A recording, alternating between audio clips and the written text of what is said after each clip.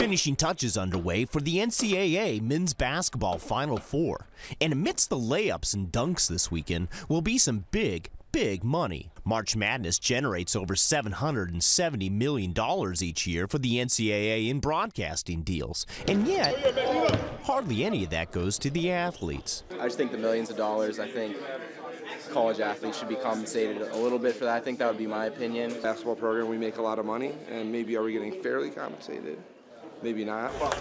The idea of player compensation or paying college athletes has been debated for years as men's football and basketball have become financial juggernauts.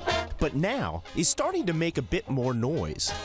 College sports, and not just basketball but football as well, could be a lot different in the next few years. Last year, the 5 biggest conferences were given autonomy to pass their own legislation, and in January voted to increase the value of athletic scholarships by several $1,000s to cover the actual cost of attendance. Numerous lawsuits are also now in the works. One involves former UCLA forward Ed O'Bannon, who was surprised to see a likeness of himself in an EA Sports video game, but never got paid for it.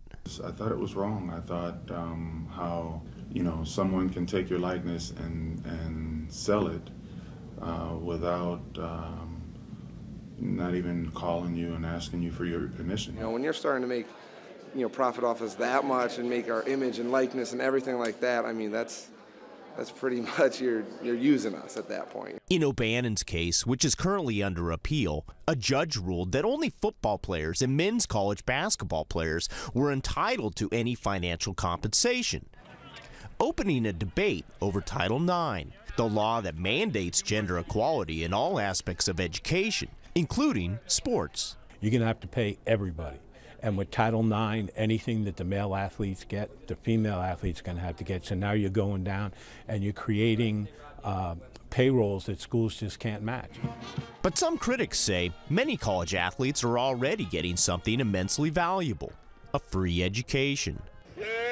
Others worry player compensation efforts could hurt non-money-making sports. You have a multi-million-dollar sort of sports industrial complex located or housed inside an educational nonprofit institutional structure. And so we're sort of trying to round a square peg, and I'm not sure it's going to work. One gender's not better than the other.